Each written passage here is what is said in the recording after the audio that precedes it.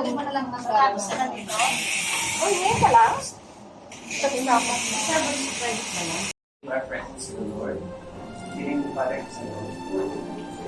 Heavenly Father, as we gather together, we thank you for all your blessings that you have given to us. Thank you for all the skills, knowledge, comments that we use to speak our speakers for this praying. We pray that you will provide us with great wisdom and insight as we discuss the word of God and make decisions and invite the Holy Spirit that you present amongst us. Amen.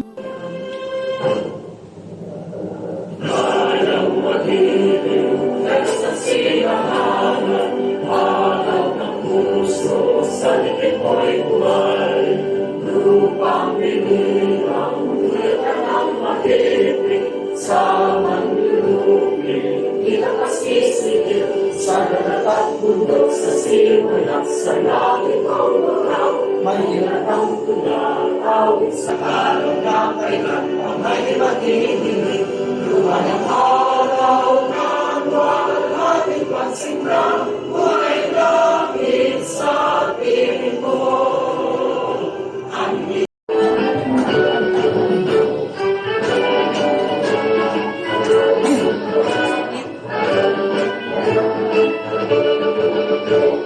Bagong bakuhon, lunsod ka ng mga mabibiting. Walang katulad ang makinaming galing, katyaga at labis sa gawain. Sa kasipagan, kapag-labay kaulan. Sa magkakakas ng sulat ang buhay mo. Babae ay laganap at kabawi kung marami pang professional, vocational, commercial, asenso. At this moment, may I call on Mr. Jimmy L. Narcisse, our master teacher too, to give the engaging opening welcome remarks. A round of applause, please. Palakpakan naman natin si Ma'am Freddy. Yung napakaano na, smooth na kanyang boses, no? Kinder ang napika. Very controlled. Init ang panahon. Ang heat index natin ay parang nasa 44. Laging magdala ng tumbler kahit saan pumunta. Kailangan may... Yung mga aqua flask, ang kanilang mga tumbler na kumainit sa matayan. Kaya laging nakasabit. Bumili na lang ng bottled water pero hindi, joke lang. Basta laging uminom, hydrated lagi tayo. Tama ba yung word, hydrated? Yes. Hydrated tayo palagi. Pag may nararamdaman na sa katawan, magsabi sa katabi. Kapag hindi na maganda ang pakiramdam, magtaas ng kamay kung hindi na makasalita. Diba? Nandito din kami. So, yun lagi ang isipin natin, maging positibo para maging masaya tayong lahat. With that, magandang morning po sa ating lahat. As the inspirational message, it is my pleasure to introduce to you the woman, the leader, who have shown the strength and display with grace under pressure. Amidst this challenge we are facing, ladies and gentlemen, the very hardworking, inspiring Dr. Leonora M. Cantorco, our instructor. Please have us.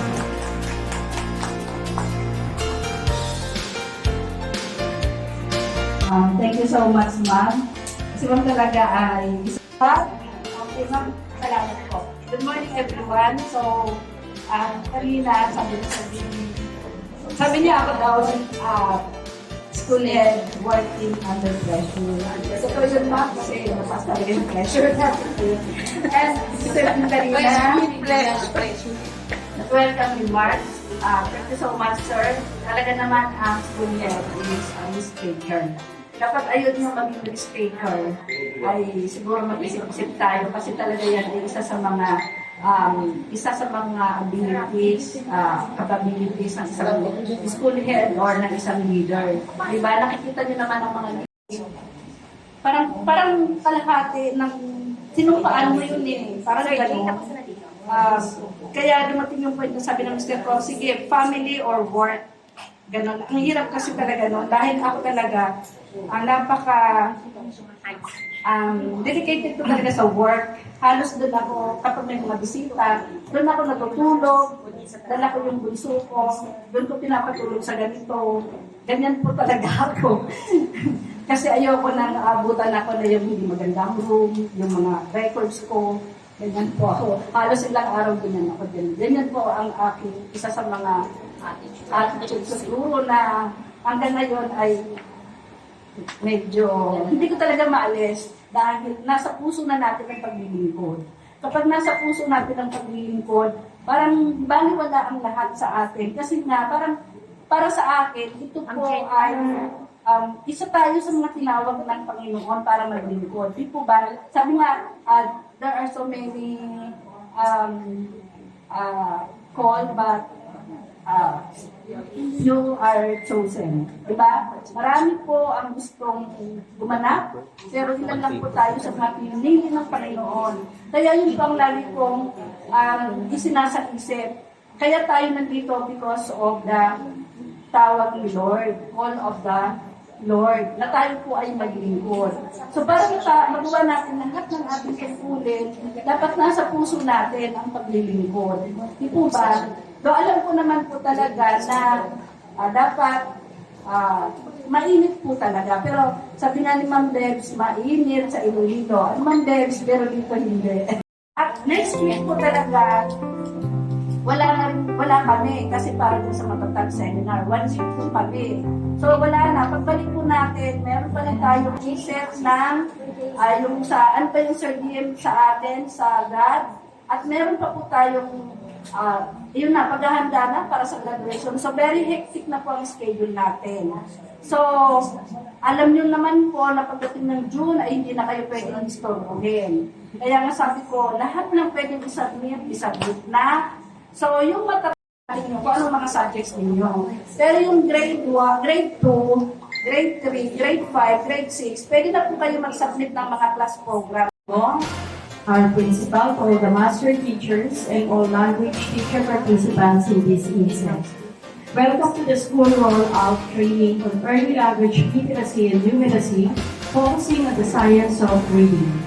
First, I would like to thank the training committee who helped make this training possible. Dr. Leonora M. Pantorba, our principal 4 as the head, the administrative officer 2, Cherry Ann Alvaron, our L&D coordinator, master teacher 2, Dr. Jimmy L. Narcisse, yours truly as the training proponent and facilitator. My presentation is about phonics and word recognition. So at the end of this session, participants are expected to first realize that phonics is systematic way of teaching and deciphering and decoding the English language.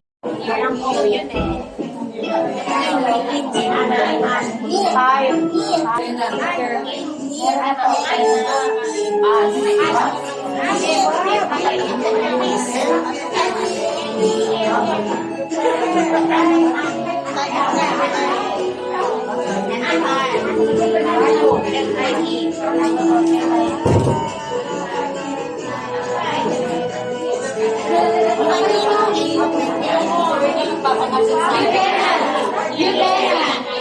So, last 20 seconds po.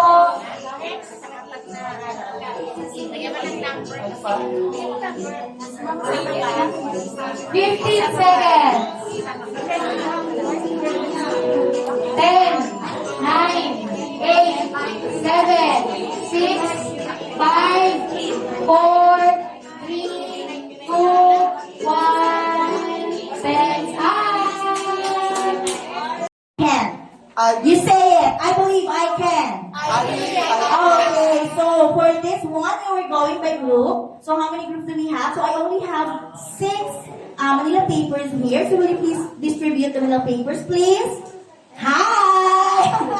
Hey, let's move fast. All right. So draw an image that represents your idea about transition. All right. So anything that you think about an image that represents transition in 2 minutes. Okay. So you have your marker. Yes, we need that for our output. Please cooperate. Do you need pencil pen, please? Okay, timer starts now. Grabe naman. Yes, okay. Transition. So, pwede, sabi nga pagbabago from old to new. Any of the following images is your image. So, paano yung ano yung similarities or differences nung inyong nakita doon sa present ko doon kanina? Oh yes, please write it on the, below the, right? Like what you had earlier, the unhappy. So, I am happy for you to give them the proper or the meaning of the word. What? Ano ginagawa natin? Dinidivide-divide natin, di ba, ang mga words for them to understand. So, what is the root word from the acquisition and development? Let's have first the acquisition. What is the root word there? Ano root word? Ugat. Ano yung ugat na mga? Yes, very good. Acquire. When you say acquire, what's the synonyms of that? Acquire. Yes? And responsibilities of the different K partners in learning partnership, and then identify possible challenges and concern and the implementation of learning partnership. Okay, so next, something po ang importance of LAC. Purpose, ito ang purpose, improve teaching and learning process through community of practice that support lifelong learning and teacher success. Pero may other meaning pa yan. Okay, next, igugrupo ko kayo ng 2 grupo. Okay, so sasagutan ito, lalagyan ng star kung kayo ay agree or disagree. Okay, so yan. Where do you stand? Only school administrator and supervisor should spearhead the school-based learning partnership program. Series 2014, this is the implementation of catch-up program. Ibinaba ng January 10, pagdating ng January 12, automatic implementation. Ganon siya kabilis. So, minsan may mga pagkakataong hindi natin naiintindihan. Ano ginagawa natin? Nagpapamiting si teacher, nagpapamiting si MT, si chairman, then, dinadaan natin sa Slack yung mga strategy na hindi natin alam. So, malaki ang tulong. Slack is number 1 talaga sa division, sa buong Pilipinas. Kaya nga meron tayong tinatawag na Debt and Order number 35 Series 2016. Kasi pag hindi po tayo nakagawa niyan, may ipinapasa ang division sa atin na link na kailangan nating sagutan. So far, nakapagpasa na tayo sa link at sa tulong ni Ma'am Janice El Sinige, ang ating chairman ng LAC, ayan, coordinator ng LAC ay very good naman. No? Palagpakan natin si Ma'am Janice. Ang hirap kaya Okay, my report is a continuation of Ma'am Sapio's report. It is all about planning the school learning action cells or SLAC. So, ito po ay hindi na ito, sa atin, hindi na bago. Very common, ordinary na sa atin kasi palagi tayo nagpapaslack with my Slack, coordinator, Ma'am Janice El Sinige. Ayan, palakpakan natin si Ma'am Janice. Kasi this year po ay nakapagpaslack tayo ng 13 session. Napakadami. Compare nung last year. Talagang kinarir natin ngayon. Okay. Every quarter, ma'am. Opo, every quarter yan. Hanggang 4th quarter nagawa namin. So, dumami ang ating mga kaalaman para ma-improve ang teaching and learning ng bawat isa. And number Okay, so yung dalawang so anong ibig sabihin yun? Sentence na yun? What does it mean? Anong ibig sabihin ng sentence na yun? Repeat. We are made of small fragments of everyone we met. Certificate of recognition is awarded to for his or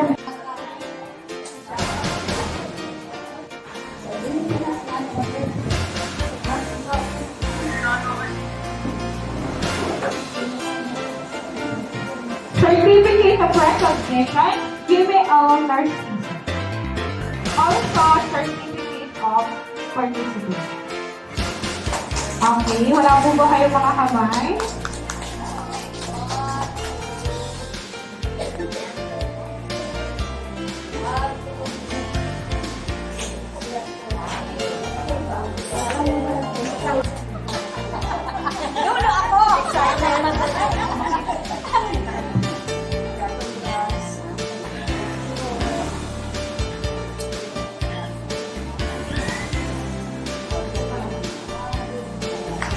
Jocelyn P. Sapio.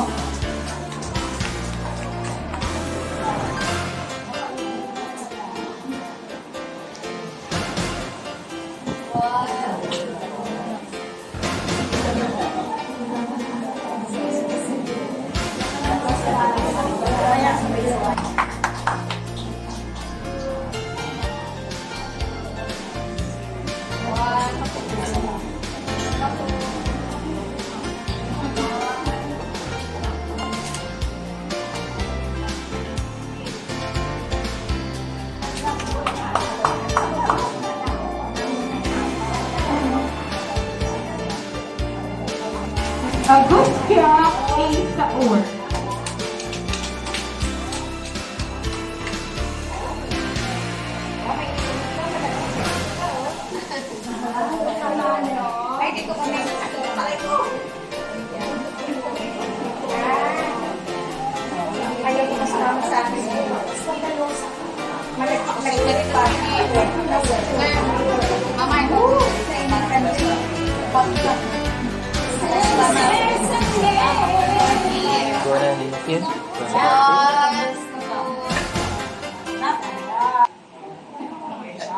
Waki. For kindergarten teacher, we have Ma'am Fedeline D. de la Puerta.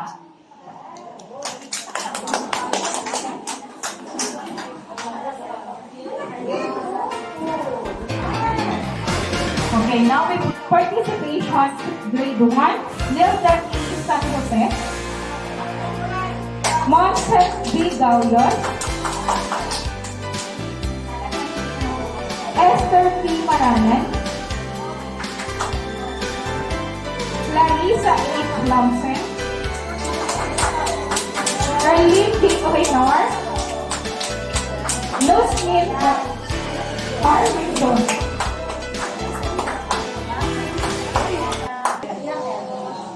Tapos po. 1, 2,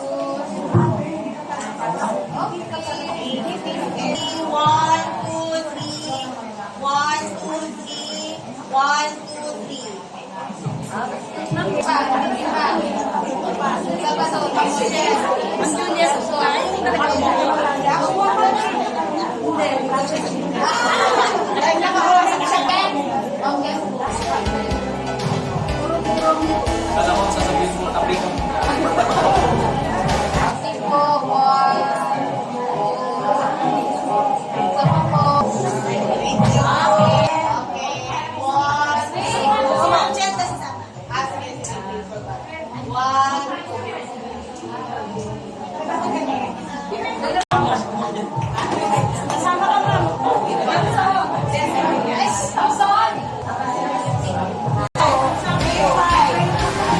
Kado na ako may.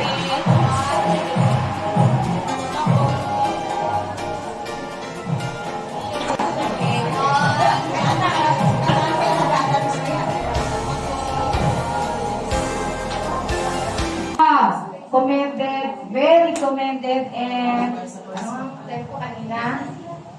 competent speakers for the day, like Ma'am Jenny, Ma'am Jenny, Dr. Jim, Ma'am Jo, and Ma'am Glory.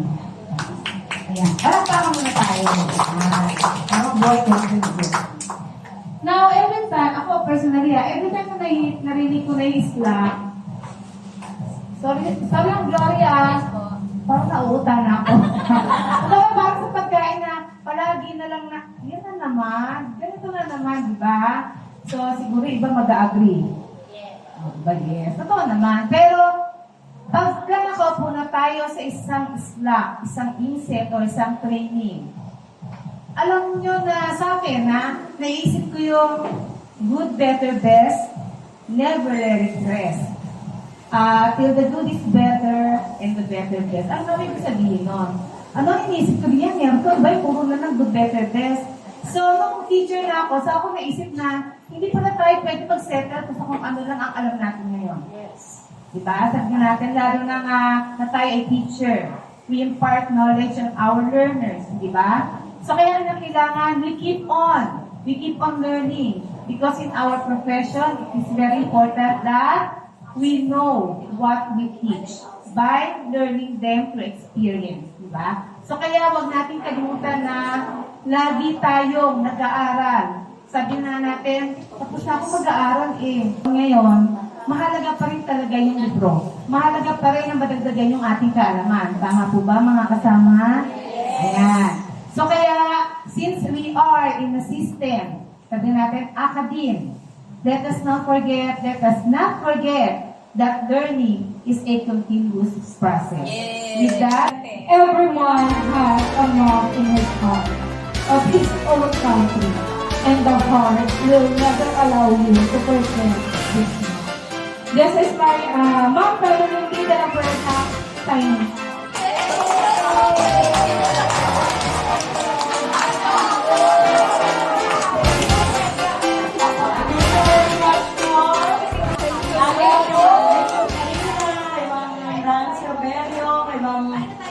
Needs for the food. Yeah, thank you very much. Siyempre, also po sa ating principal. It's a Randy na talaga naman very good gumawa ng videos.